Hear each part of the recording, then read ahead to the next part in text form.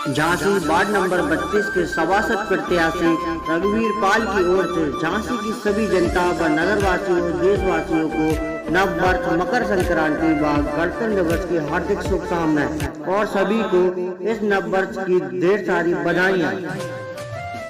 साथियों नमस्कार, आपको अवगत करा दें कि चुनावी चर्चा जो लगी है प्रयास में और तो होना है जनवरी में ही।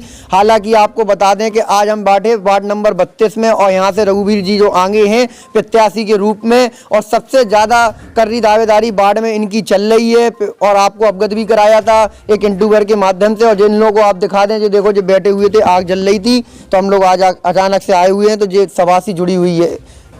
ये बैठे हैं रघुवीर भाई साहब भी, उनके साथी वगैरह भी। चुनाव के लेकर भी चर्चा होगी, तमाम बातों से चर्चा करते हैं कि आखिर जनता क्या चाह रही है यहाँ की। और जो बैठे हैं तो इनको अब रघुवीर भाई साहब को क्यों उतार रहा है जी मैदान में, तो सबसे पहले हम इनसे बात करते हैं। हाँ कोई दिक्कत नहीं। नमस्कार, क्या नाम? नमस्कार, प्रहलाद जी कहाँ के रहने वाले? कुरेठा के। इस समय कहाँ बैठे हुए हैं आप? झांसी में।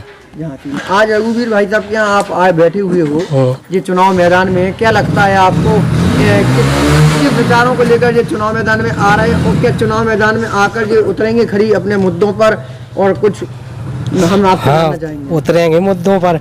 इनने पहला भी चुनाव लड़ा तो उतरे, अब फिर चुनाव लड़ रहे तो उतरे मुद्दों पे। जब आप इनके पास बैठते हो चर्चा भी हो रही, भाई चुनाव मैदान में है प्रत्याशी तो तमाम चर्चा भी करता है कि चर्चा ये रहती है कि भाई क्या कर रहे हैं क्या नहीं कर रहे, तो आपको क्या लगता है कि जैसे वार्ड में जो समस्याएं हैं वो सॉल्व कर पाएंगे? हाँ कर पाएंगे।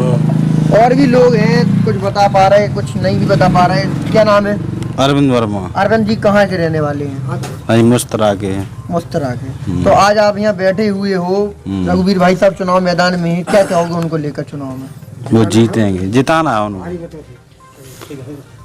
जिताना है उनको, भी जीतेंगे। और आपको कुछ दिखता होगा इन 5 सालों में कमियां अपने वार्ड में या इस वार्ड में, क्या लगता है कि कमियां किस प्रकार की हैं? वो बहुत अच्छे इंसान है।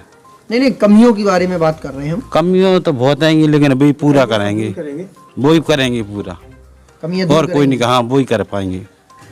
अभी तक झांसी में भारतीय जनता पार्टी भी स्मार्ट सिटी का वादा कर रही, कहीं ना कहीं थोड़ा बहुत नहीं हो पाता पूरा।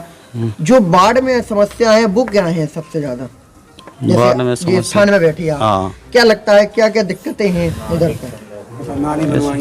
नाली बनवाएंगे और मतलब देखेंगे सबको कि सब अच्छी तरह से रहे, खुश रहे।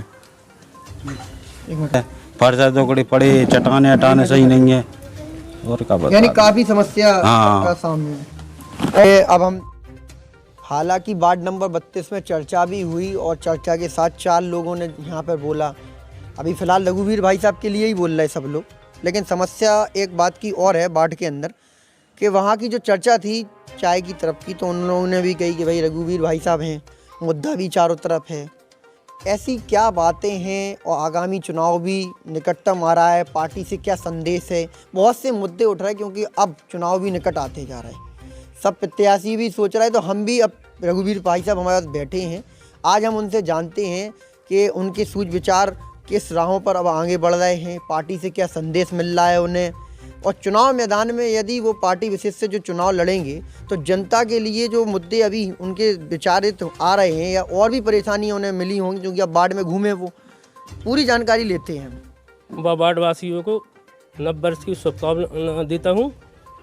और आगे चर्चा यह है कि ये जो सीट है वार्ड नंबर 32 से, तो ये 60 साल से एक ही समुदाय के पास है और योगी और मोदी के राज में ये मतलब बदलाव होना चाहिए। अब 60-62 साल से एक ही समुदाय के पास ये सीट रही है, वहाँ इनका वर्चस्व व बाहुबल है, इसलिए यहाँ की जनता जो है इनसे त्रस्त है। अब की बार इस चुनाव में बदलाव होगा। रघुवीर भाई साहब जी, देखा जाए वार्ड नंबर 32 जो है आपका क्षेत्र जो है बहुत ही अच्छा पढ़ा लिखा और ग्रेजुएट क्षेत्र है जी, क्योंकि यहाँ क्या है शिक्षित लोग हैं, ज़्यादा आप लोगों को समझाने की जरूरत नहीं है।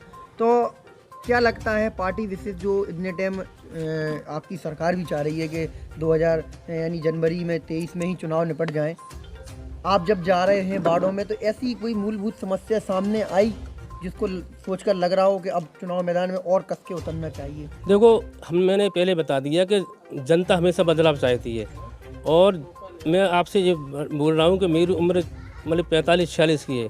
मैं जब से मैंने होश संभाला उसके पहले से ये सीट जो है यादव बाहुल के पास रही है और उनका यहाँ वर्चस्व रहता है और उनका ही जो है पूरी उनकी मनमानी चलती है यहाँ।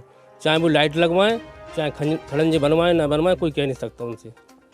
और कोई भी समस्या है तो सिर्फ उनके आधार से चलती है, जनता उनसे खुश नहीं है कोई भी। नहीं तो आपसे तो सब लोग खुश हैं ना, सीट भी आपके हिसाब से सब के हिसाब से चल रहा है। लेकिन आप अब जी बताइए हमें कि यदि जब आप जा रहे हैं अभी वार्डों में और लोगों से मिले तो उनने बताया भी तो होगा आपको कि हमारे यहाँ अब भाई साहब ये कार्य रह गया अधूरे। भाई साहब, पत्रकार भाई साहब, मैं ये बोल रहा हूँ आपसे, आप जाके वार्ड में खुद सर्वे कर लीजिए। मैं अपने मुंह से नहीं कह रहा हूँ कि आप मेरे से ये बोल रहे हैं कि आप चुनाव लड़िए।